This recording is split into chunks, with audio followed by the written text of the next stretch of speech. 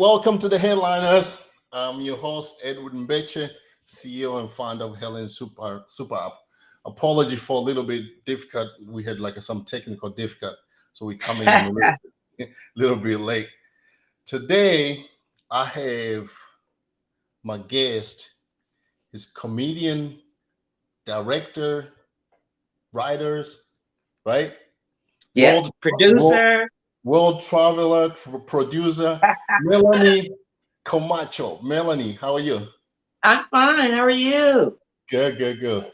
Thank you so much for taking the time to chat with me. Did I pronounce the last name okay? Comacho, not Camacho. Like Comarcho. you see Comacho. People sometimes call, hey, Melanie Camacho. I'm like, it's Comacho. Right, right.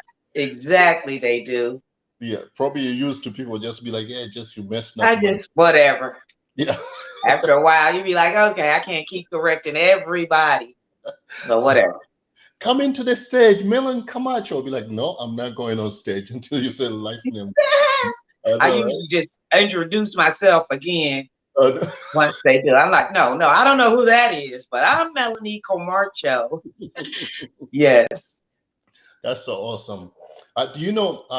This is how I known you for a while. It's like we never really interacted, but I known you for a while. Like you've been Oh, in the you game. followed me? You've been watching Yes, my comedy? yes, Okay. yes. Um, Yay. so it's like I'm being a fan, but not like not up close. But it's like yeah, I know who's Melanie Camacho for years. I'm like Okay. keep saying, come on, yeah, me too. You're not just saying that, right? No. Because Like you got me on your show today, huh? yeah, no, serious. Like I Okay. known you for a long time, and like people that I have worked with, people like talent, and I know like you like New York. Wait, are you in New York now, or you in? I'm in Los Angeles. I'm You from know, LA. why did I think you're from New York? I don't know. I come there to do comedy often, but I'm from LA. Wow, that's where I fell because I in my head I always think like you're from New York. So what I was about to say is, even for people that maybe have not heard of you, like Uh-huh. this is how you measure how this person or like how famous or how this person is being in the game. If someone can type in your name on Google search, your whole name, Melanie Comacho, Uh-huh. covers the whole page, the first Does page it? of Google. Like if you go like to images, like you have all images Melanie there. That's when you know like this person is someone. Wow. I've Otherwise, never Googled myself. I'm gonna you have to know, try yeah, it now. you can see that like it's like your whole images populate for the whole page. That's a big deal to Wow. yeah. You Cool. didn't know that, right? Now you're gonna have me looking. No, I did. I don't Google myself. A lot of stuff on there is like they got my age is wrong. So I'm Yeah, like, you know what? Whatever. yeah, I'll yeah, leave it. But you what can Google is what people put in there. yeah, It ain't like it's some kind of psychic app. yeah. So It's what people insert into that app about you or whoever. Yeah. without really getting all the information, let's do this. So in a way, let's give people a chance to know who's Melanie Camacho, right? So Yeah. let's go back uh, to your childhood. Where do you grow up? Do you have some good memory as a kid? Were you I you was know in born in Chicago, Chicago? and my mom came here on vacation and said, "Oh no, we're moving to LA." And I'm Yeah. like, "What?" I wasn't ready to go. I'm in this first grade or second grade, and I was not ready to leave my friends, but I'm glad I did now, But we moved to Los Angeles back when I was in the second grade, and I grew up here. And, I went to elementary, junior high, high school here in Inglewood, California, where SoFi Stadium, where the Rams play. That's where I was raised. And Inglewood. then I joined the military after I graduated high school. And when I came back home, oh God, crack had destroyed Los Angeles. Yeah, I didn't know what was going. I thought it was a war. I'm like, what happened? yeah. Crack happened. So thank God I wasn't here for that. Mhm. And Then I ended up getting married and having 2 kids. I was going to school. I was a technician at Hughes Aircraft Company, which is a big aerospace company here. And I went to go see a comedian, Robin Harris, and he had died. I had went maybe a year or two before to go see him, and I wanted some of my coworkers to see him, and got up there, and he was no longer with us, and the comedians on stage were not funny to me. So I was ready to go. Yeah. And I was like, shit, I can do that. And my coworkers put $50 on the table and said, I dare you. So I went and found the manager, and I was getting that $50. And next thing I know, I'm on stage talking about my coworkers, and they were all like a little older than me. So I guess they were going through the change. So they were freezing me to death at work. You know, they in there with 0 and they feel it. I'm walking around with a parka on in summertime. So they this is Los Angeles, though, right? This is Los Angeles. And it's hot in the summertime, but they got the air conditioning on 0 at Hughes Aircraft, you know, to keep my coworkers, you know, comfortable. But I'm freezing to death. So I'm the minority. So they won. They got to keep it, because I would complain every day, it's freezing in here, but put a coat on, put a jacket on, or whatever. So I talked about them going through the change, and they were like, oh God, you're funny, can you come back? And I ran home, told my husband, and he was like, no, you can't go back. You go to school, you work. We have 2 kids. I go to school, I come home, watch the kids while you go to school. No, that's enough. And I was like, oh. So when I finished school, I went back up there to do comedy again, and I got laid off the same day I take my first Def Comedy Jam. So I was like, mail me my check. I'm going to New York. And I haven't looked back since. I love what I do, and I'm going to do it I'm going to stand up until I lay down. That's what I'm going to do. I'm going to do it till I die. I love this. Because that's like, I guess is like, probably for someone who hasn't done comedy, it's hard to explain to them that like comedy is, I want to say like it's a drug almost, kind of, because you get, I don't know, I never tried drug, but it's like the feeling that you get on stage. I would imagine too. Me either. I'm not no drug addict, but I've seen a lot of movies, and it's addicting, that's for sure. And you just want more and more, and once you get like the response from the audience, that laughter, and they loved you, and after the show they're telling you how it feels really good. It feels amazing. So I just did a show this weekend for the Shriners. I had no idea what the Shriners were. I never heard of the Shriners before. Have you? No, what is that? It's almost like a Masons. Have you heard of the Masons? No, not either. Okay, it's just a group of people that come together and try to make the community better. Put it like that. They put together like scholarships and all kind of things. But they're Black groups though, so they're Masons and Eastern Stars, and then there's Shriners and Daughters. So the men are the Shriners, the women are the Daughters, the men are the Masons, and the women are the Eastern Stars. So so I did a show for them. Their huge convention, they did it this year in St. Louis yesterday, and it was amazing. I had so much fun. I loved it. Yes.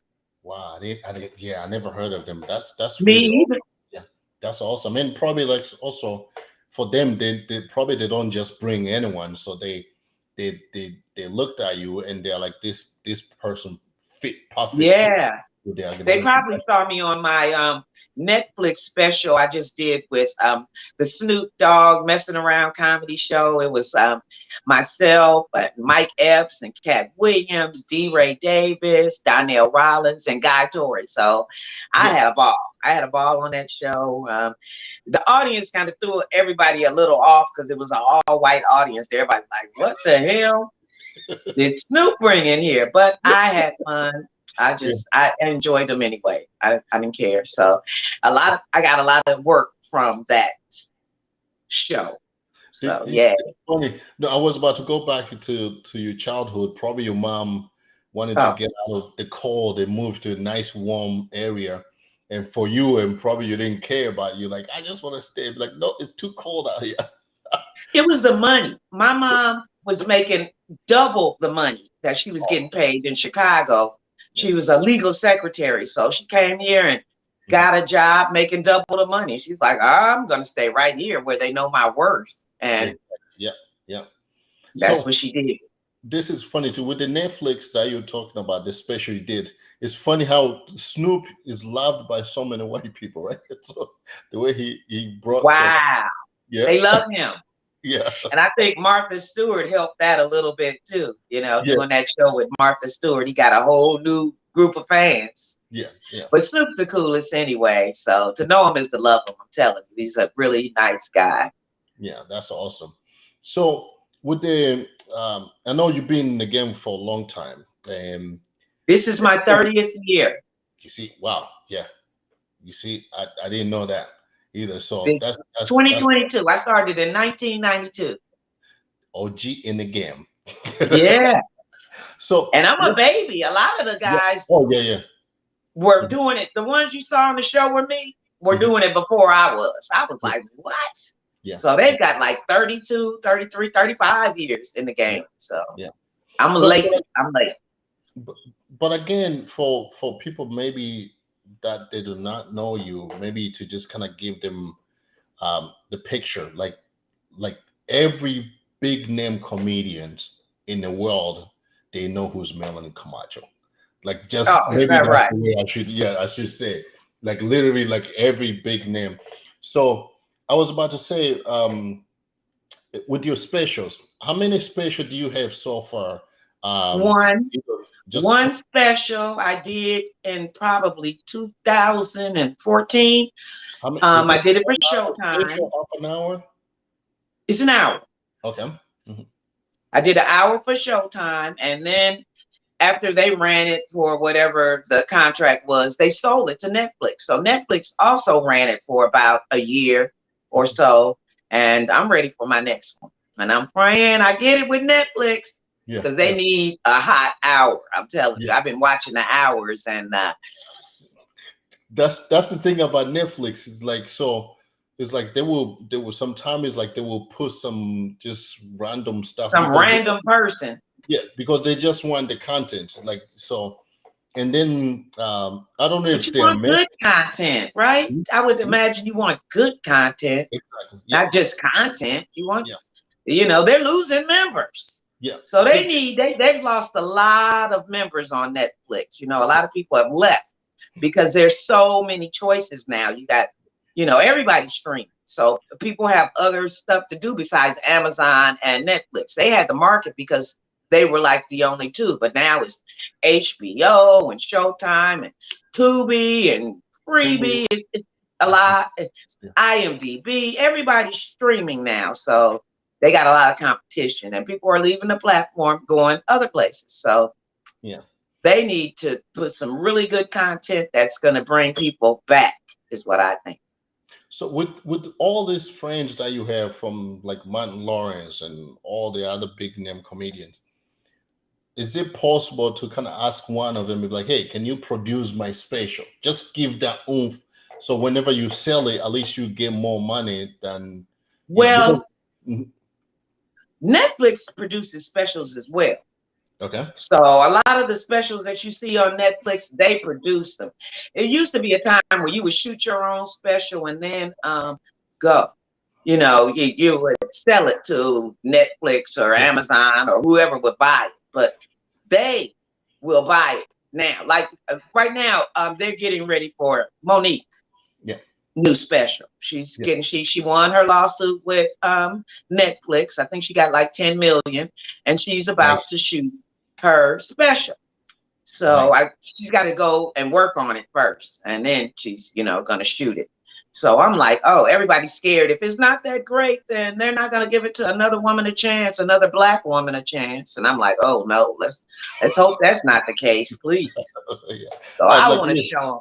I want to give them some great content, so they can say, oh, let's look at some more, Black women. Yeah. I'm not the only one. There's a lot of us that are hilarious. Yeah.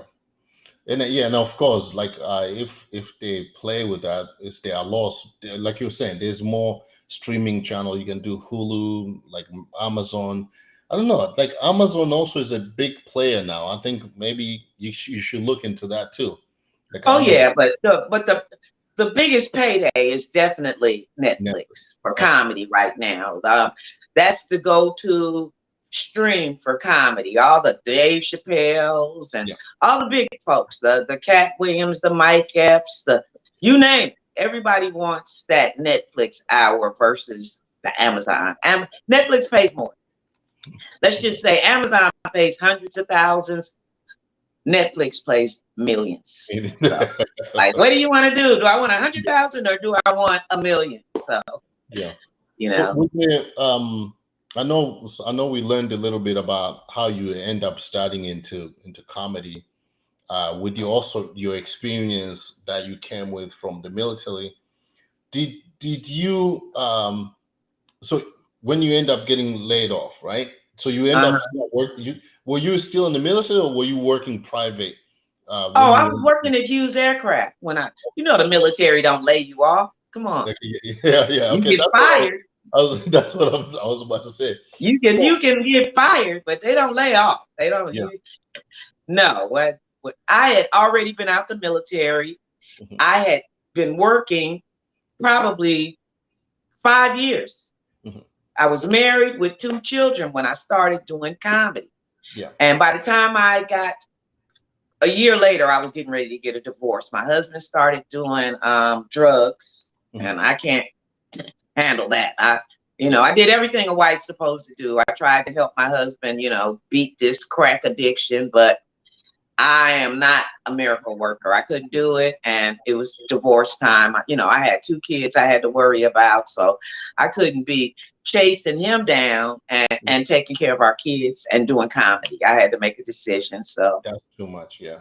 I got my family, my sister and my mom and my friends, and they helped me. We created a village so when I was out on that road doing, shows, my kids, I raised 2 kids touring the country. So I was like on tour all weekend and then mom all week. So Mhm. it was hard, but I made it through. My children are college graduates. So I did a good job. Nobody's on drugs. Nobody is stripping. Yeah. That's My kids have great jobs and a good education. They got a better degree than I got. I think I got an associate's and they got bachelor's and master's. So I did something right. But yeah, I guess also it comes in with the mom also because the foundation that you laid for them, so they kind of pick it up whatever you. So you wanted them to just kind of pick it up whatever you were. So you created that Right. foundation for them to do better. That's good. So Yes. so I know times are changing. So Uh-huh. from the years that you've done comedy, I know it was either few female comedians or it was difficult maybe dealing with promoters or other comedians like because Uh-huh. as a female there's two things. One, maybe a few things I'm going to mention. One, they're not trying to pay you enough money. Right. Two, you're not getting enough booking. And three, when they book you, they're expecting to be like, okay, I booked her, at least I should get some from her, right? Either they want to sleep with you or whatever. Did you end up going through that kind of problems at that time? Well, the material that I do intimidates a lot of that. So men are gonna try. They're gonna try to hit. If you don't even have to be attractive. They're gonna try to hit on you just because they're a man. Yeah. So yeah, I would get that and I would blow it off. Leave me alone. I'm with straight comedy. I don't date comedians. My mom always taught me, don't get your honey where you make your money. And I stick by that. I'm not going to date a comedian, a promoter, or anything that has to do with my job. That's not going to happen. I'm going to bring you these jokes. I'm going to go out here on this stage and I'm going to show you what I'm about. And if you like it, if you like what that audience likes, you'll bring me back. Yeah. Or we'll continue to work together. Or when you go on tour, you're going to call me. And Yeah. I've been blessed with that. I get the calls for the tours. That's Thank that's God. that's awesome. What advice would you give to young upcoming comedians or just someone new in the comedy game? Like like they're starting up, like what advice would you give them that I would if say, someone told you talk before? about your life. Hmm. Talk about your life, your experiences. I see a lot of comics. They see, the Chris Rock, the Katt Williams, the Dave Chappelle's becoming mega, comedians. And so they try to emulate them. And I'm like, they already got those people. They're looking for something original, Yeah. something new. And that could be you. But so tell your story. That's what they want to hear. They want to hear your story, and try not to get with the obvious, with the whatever's the headlines. Yeah. Try to talk about what makes you unique, talk about your kids or your parents or going to school or where you live or what, if you're going through some drama in the apartment building that you live in, talk about that, because people can relate. Oh, I got one of those neighbors too and stuff. Yeah. So that's what makes it funny when it's relatable. Yeah. So that's what I say. But You? make sure you're adding the funny to it. Just don't just talk Oh about it. yeah, definitely. Yeah. Definitely got to be funny. Make it funny. Mhm. That's the great gift about being a comedian is we can make the most horrible situation funny. Yeah. I remember I had just booked a tour with Rick James, Tina Marie, and The Time, and The Time. I Yeah. was hosting the tour, and I was so excited. This is probably 10, 15 years ago, and I was, oh my God, we did like 2 shows here in LA, and then they were like, we want you to go with us everywhere. And I was like, yeah, I'm all excited. And then Rick James dies. Oh my God. Horrible. Yeah. So I'm telling you, within 2 days after his death, I'm on stage talking about it. Oh, thank God I got my deposit. And they were rolling. Everybody was like, it's too soon. It's too soon. And no, it wasn't. They were on the floor. I was like, God, oh my God, did y'all hear Rick James died? Yeah. That's so sad. Yeah, you think you sad? Feel me. That was money in my pocket. I won't be getting no more. Damn, Rick, you couldn't die after the New York show. Yeah. And they enjoyed it. So it wasn't too soon. But you got to just be careful. Like, I love God. So there's rarely a joke about God in my act. And if it is, it's an uplifting joke. That's for sure. I love God and he's good to me. I would never get on there and anything negative about my father. I can tell you that right now. So what would you say also? Sorry, go ahead. Sorry. No, I'm just okay. I was about to say also, what would you say also apart from encouraging them? Sorry, hey, go. Sorry, I got a dog. Oh, is that what it is? What's your dog doing down there? I forgot to let them go like lay in the room over there. But they saying, I want to go to the bathroom, Daddy. No. Get off that podcast and take me outside so I can pee. Yeah, no, he's trained, so he's good. So apart from them to talk about their life, like either whatever is going on, what would you encourage? How would they get better? Like if it's a female, you got the more time you do on stage, the better you're gonna get. So any opportunity you can get, it's not gonna always be a payday. Sometimes you just need to get up on that stage. It's not always about the money. You need that time, and especially if you're a new jack, it'll be a minute before you get some real money. You might get some gas money, but you won't be getting rent money until you perfect that act. So you just got to keep doing it. Practice makes perfect. So you keep practicing, keep doing it, and getting time. Time is really important. You got to have more than 5 or 10 minutes. You need a hot 15 minimum to go to different rooms. A lot of the comics, they'll get an opportunity to open for somebody really big and have an amazing show. And then they go tell everybody that the headliner couldn't even follow me. You did 15 minutes, sir. That headliner is about to do an hour. They don't even know who you are. The only reason you're on the show is because the headliner gave you the opportunity. Nobody bought a ticket to see you. I don't care how funny you think you are. So stay humble. That's another thing. You got to stay humble. You might have that great, amazing show today. And tomorrow you'll bomb. So stay humble or you're going to get humbled. I tell you that much.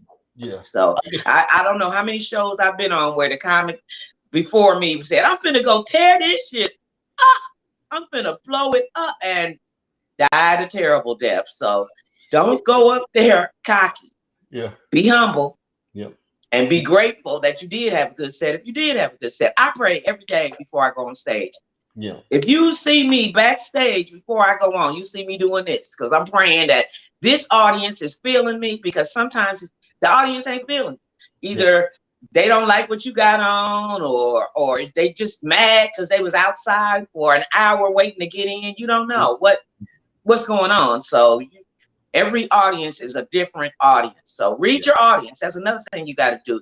You can't talk to the 50-year-olds the same way you talk to the 20-year-olds. It's a whole different material. You got to get that material that'll get, no matter who's listening, they'll be able to relate to. Or twerk your material a little bit to just kind of fit the audience, kind of thing. Exactly. Read your audience. See who's out there, like this weekend, it was an older crowd, so I started doing my AARP material, and they were loving it. They could relate to it. And then when it's younger, I talk about the kids. As a mother of 30-year-olds, I know what they're doing, so I'm talking about the Snapchats and taking their clothes off on social media and only getting 3 likes. Put your clothes back on.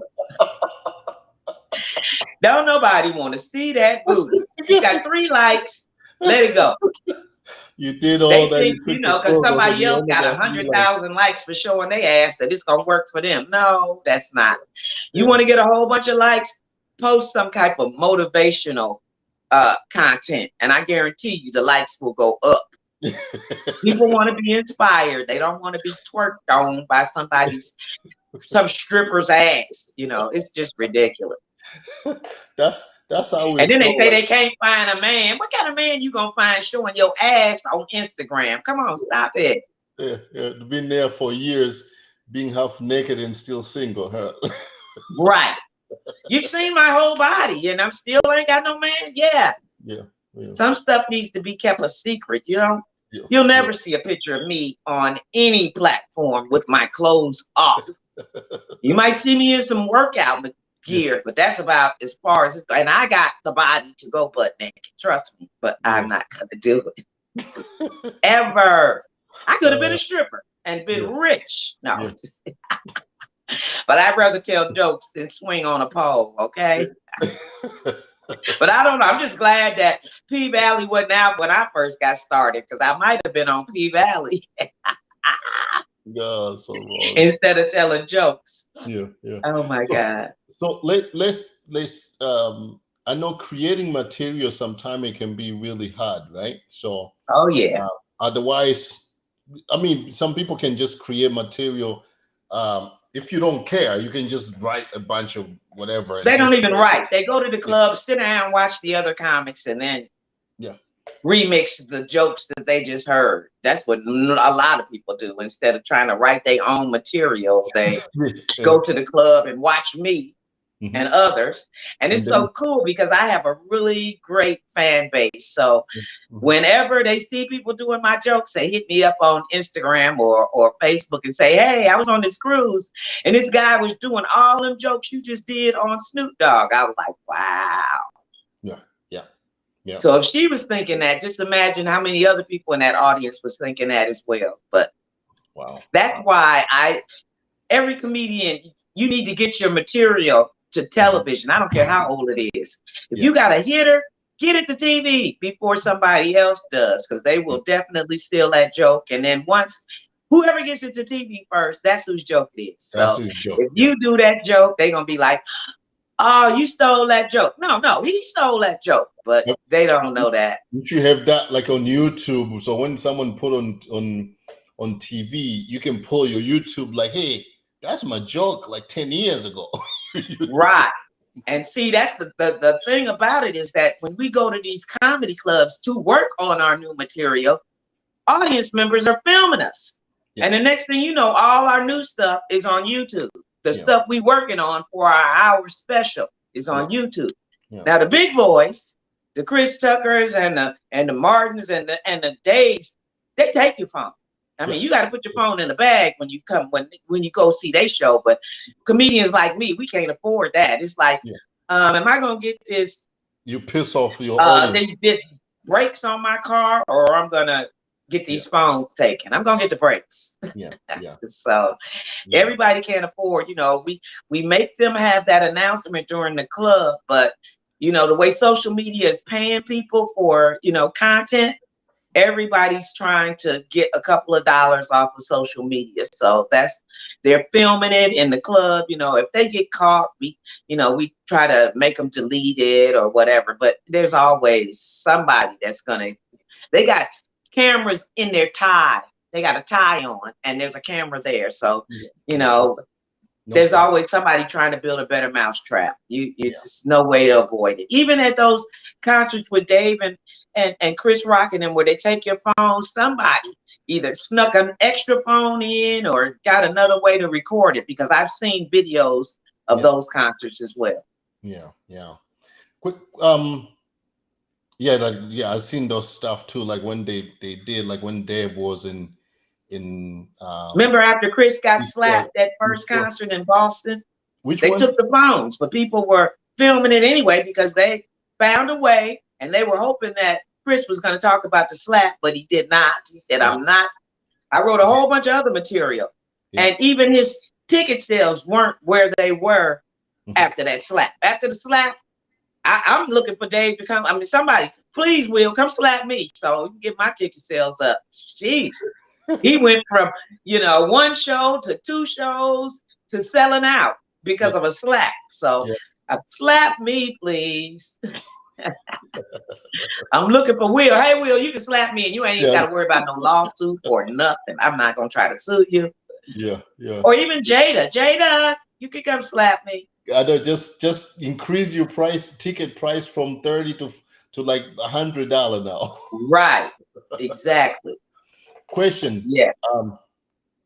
So how do you let's do this. Who's your name, like your 5 favorite female comedians? Oh, my 5 favorites. That's hard.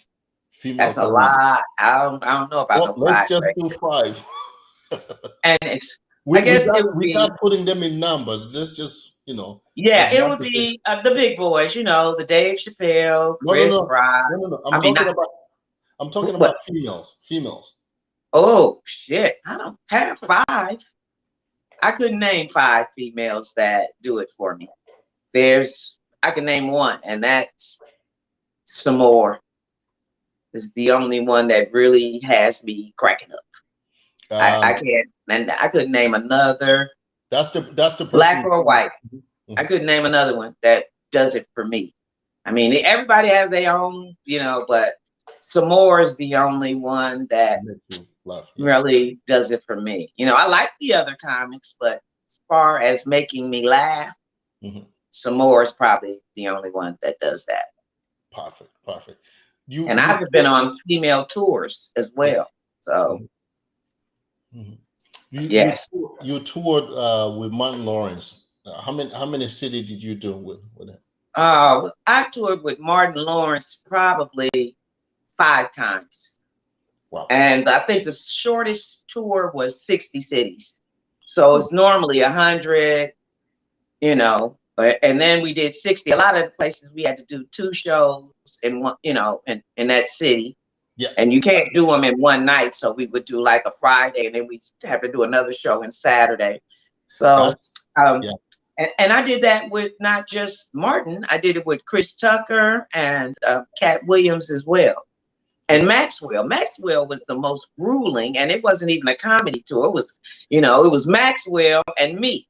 Yeah. And that's what another thing I've been so blessed with is to get these tours where it's just the headliner and me. Yeah. A lot of tours, there's 4 or 5 comics. Yeah. But these tours, it was just the headliner, either Martin and me, or Chris and me, Maxwell and me. Katt Williams was the first tour that I did that I was not the only female on. And that was me and Lunell. But even when I toured with the Def Jam for 6 years, I toured with the Def Jam. tour, and Ricky Harris hosted sometimes, and then Joe Torre hosted sometimes. But no matter what, I was always the only female. So I love that. I love being the queen bee. If you see her, Runel with her short behind, tell her I did a show with her one time in Ohio, and she was the host, and she brought me in there. She's a nut. She knows I'm from Africa, so she started. And I kept mentioning what she do? Tell me what she did. What she do? No, I can't tell you. She was very funny, but anyway, it was really funny. Oh, so it got a little kind of nasty up in there. Yeah, it got kind of a little. Yeah, nasty. I know it did. Lunel did it. It truly was. I'm surprised she didn't grab your privates. No, she didn't. But she did, huh? Yeah. It was funny. Yeah. That's my girl. She's awesome. So with the comedy, so it has given you a chance to travel like worldwide, right? Worldwide. So where has comedy taken you to a place you're like, wow, you start kind of be like, you know what? I love this because Okinawa. Where is it? Okinawa, Japan. What am I doing here? Wow. And who knows English? Yeah. But I was doing the military bases there. So they brought me to come do the soldiers in Okinawa. I went to Germany to do the soldiers again. And I'm like, I've been to Spain. Only place left on my bucket list right now is Africa. I have never been to Africa. I cannot wait to go. I'm going to go. Eventually I'm coming. Even if it's not for comedy, I'm going to Africa.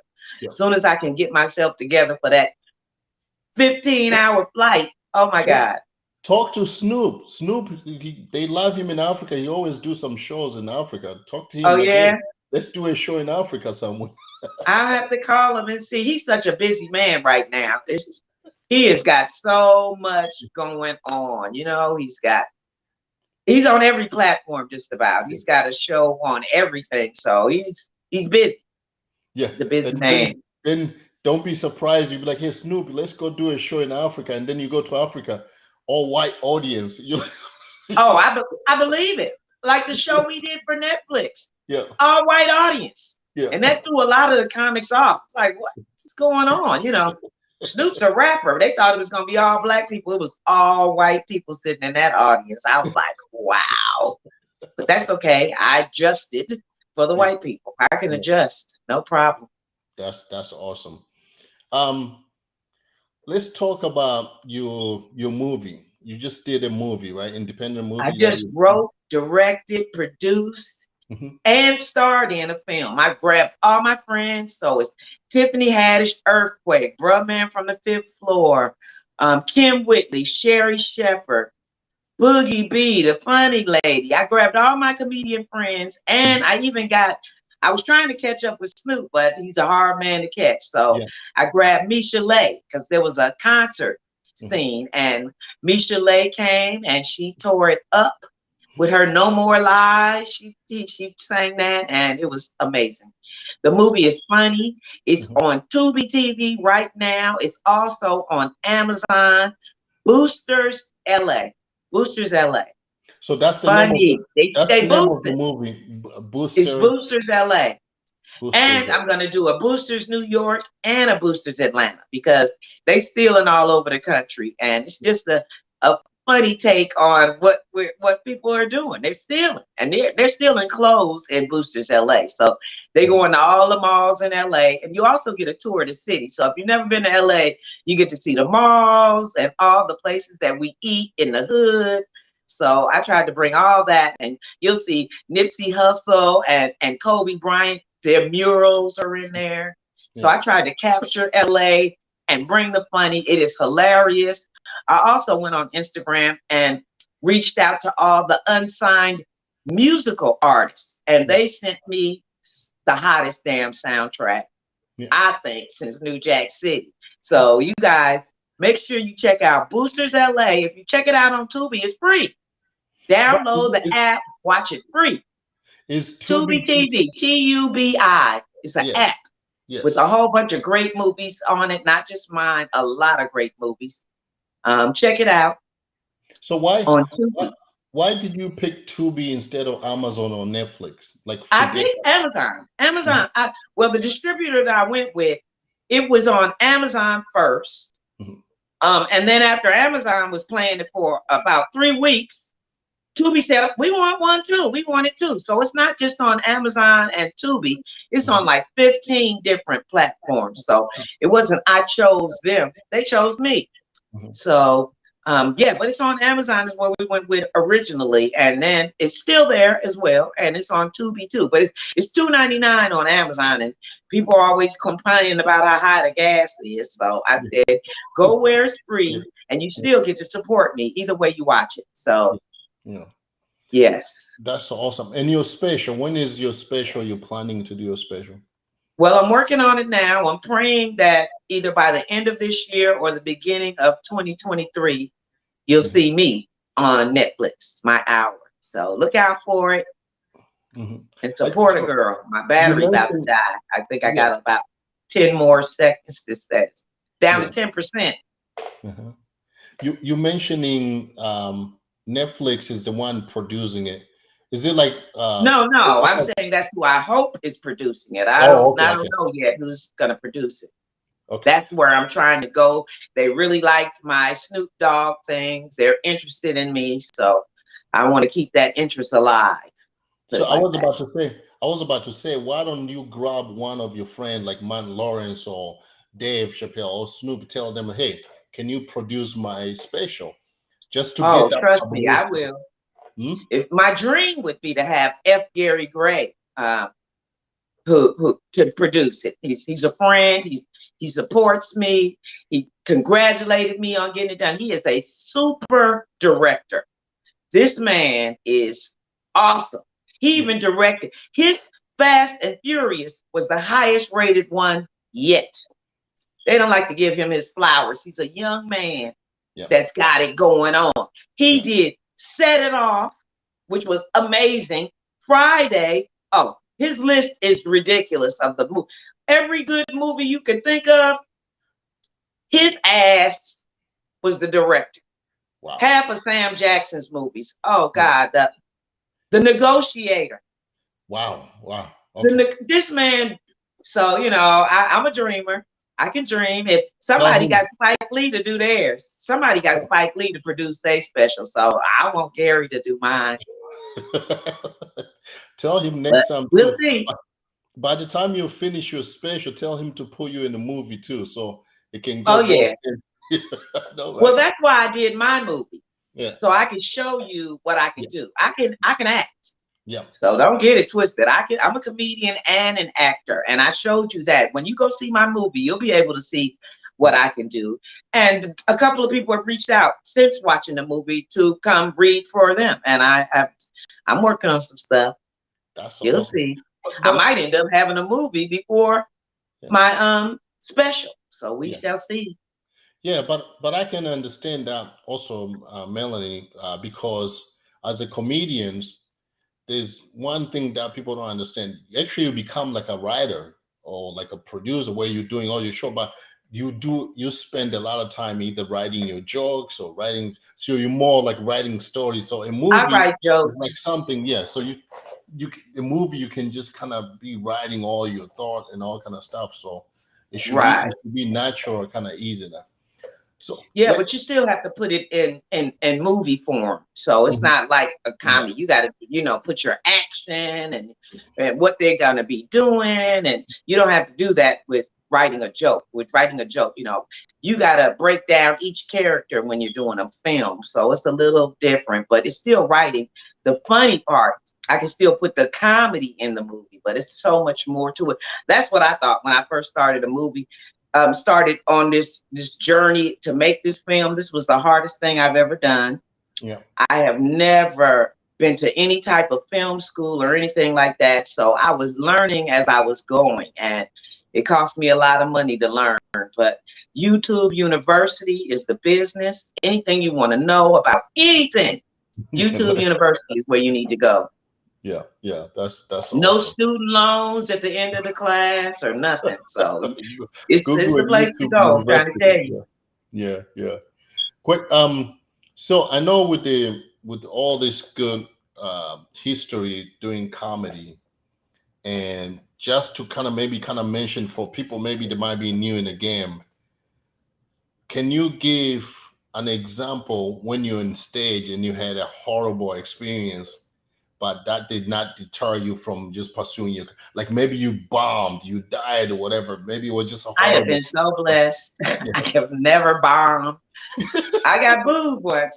I was at doing Showtime at the Apollo, Mhm. and they were looking at me backstage. You wearing that? I had on my thigh high boots. I had a tam on and a mini skirt, and they was like, "Ooh, ooh, you're gonna be in trouble when you go out on that stage because the Apollo will boo you for what you got on before you even say a joke."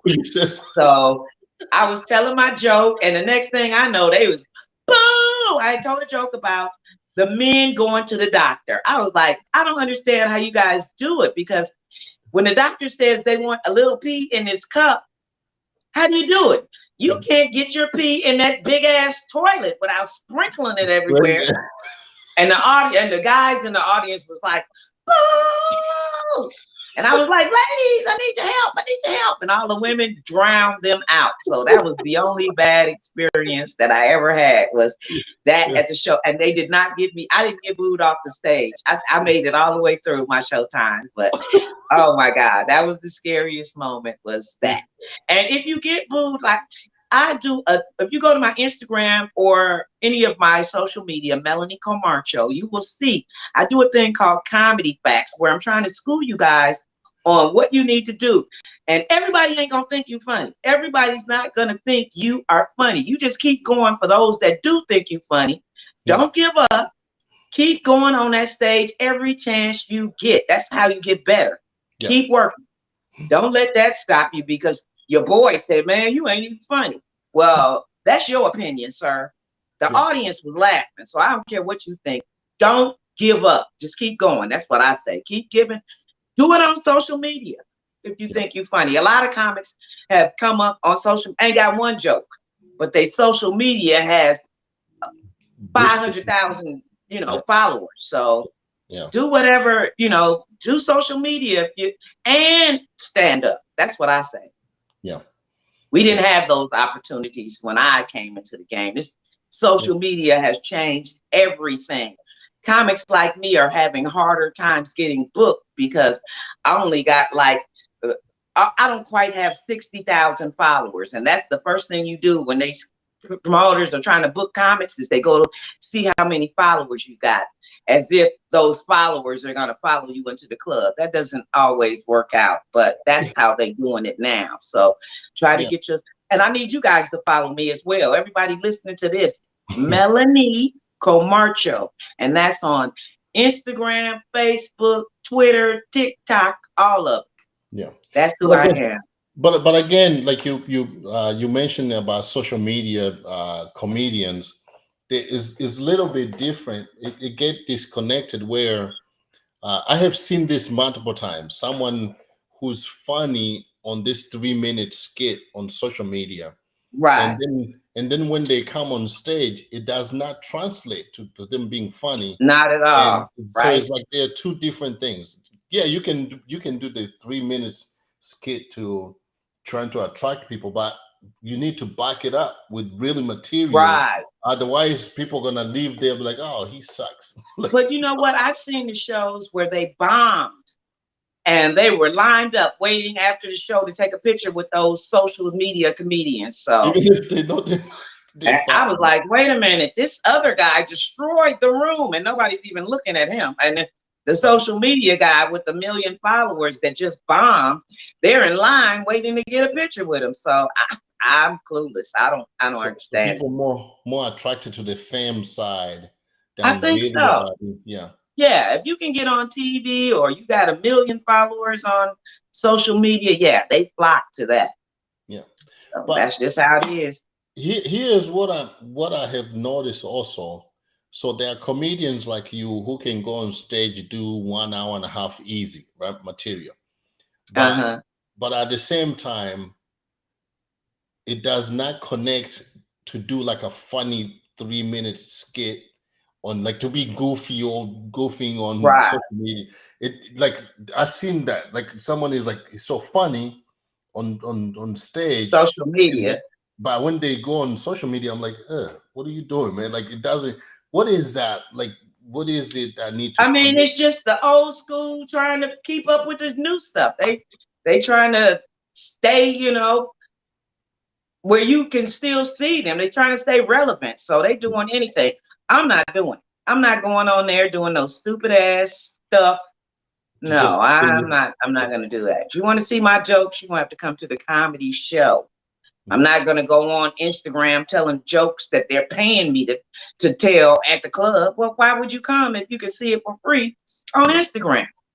Oh, So no, I'm not gonna do that. I'm not gonna do any sketches with me laying in the bed or twerking or whatever the hell they doing. I'm gonna do something. I'm gonna figure out because you yeah, got to do something. yeah. But it won't be that. It won't be sketches. It I might be see. phone calls or something, driving down the street, talk about people. But it won't be me doing no, crazy shit. There's a guy on social media named Schuler King. All he does is like green screen himself on a post with somebody doing some crazy shit, like robbing a store with a thong on or something. And he's got these really big eyes, so he doesn't even have to talk much. All he has to do is do this and say like, "What the hell is going on?" And there's 20,000 likes for just that. So you never Yeah, know what's going to hit. Just keep trying until you hit. Once yeah, you get that whole bunch of views, then that's the lane you need to stay in. That's yeah. all I can say. I I guess don't know. I guess it's just weird because sometimes people who have really talent, they don't get that They chance. don't get their flowers. You like, Yeah, this yeah, guy is hilarious. How come he's yeah, not on yeah, TV somewhere? Why isn't he? And see, we don't have what we used to have. We used to have a lot of places for comedy. We used to have Comic View and Def Jam and the First Amendment. We have nothing now. yeah. Nothing. There's not one show that showcases comedians on Mhm, television now. yeah, But I'm working on that too. I want to change that. It's time to bring, and we don't need another Def Jam. Def Jam was wonderful. It had its time. It's time for something else. They yes. keep trying to revamp Def Jam. You'll never be able to do that. Here, It'll here, never happen. I don't here's the care what thing. you do. Here's the thing. So now with that extra, if you come up with a show like that, not like Def Jam or like Comic View, you can actually sell it. It can be a season thing on Amazon or Oh, it's going to Netflix. be a weekly thing. It's going to be Yeah, like back in the 90s when they had the Def Jam, when people was changing their whole party night. yeah, We don't watch Def Jam, then we go into the club. They was posted in front of their TV waiting to hear what comedian was gonna be on tonight and how funny they was gonna be. That's the way it used to be. yeah. And I want to bring that back. I'm working on bringing that back. That's my goal for 2022. Before this year is out, that's what I want to do. That's So awesome. Listen, yeah. Millen, I want to thank you so much for coming on my Thank show. you for Headliner, having me. the headliners, as you see the name fit, the headliners, Melanie Comarcho. That's awesome. Let's do this. Can we just summarize like let's do this. I know I did my introduction like who's Melanie Comarcho. If someone was to say who's Melanie Camacho, what would you say? Who are you? Oh, she's this funny comedian. She's a lady comedian. You probably saw her on the Def Jams or the Comic View. She's still here. She's still grinding. She just catch her on the Netflix special with Snoop Dogg. That's what I would say. Hmm. She's hilarious. She's humble and she's a sweetheart. You guys got to follow her on Instagram and Facebook. I'm telling you, go to YouTube and you'll be able to see who Melanie Comarcho is. That's what I would tell. Or Google the name Melanie Camacho and then see images on Google page. You see like a whole Yeah, that's what page. I'm about to do. Because you just told me I didn't even know that. I've never Googled myself. So I'm Yeah, about to when I get off of this. that's awesome. Thank you so much again, Melanie. I Thank appreciate you. the time and just give me a second. Thank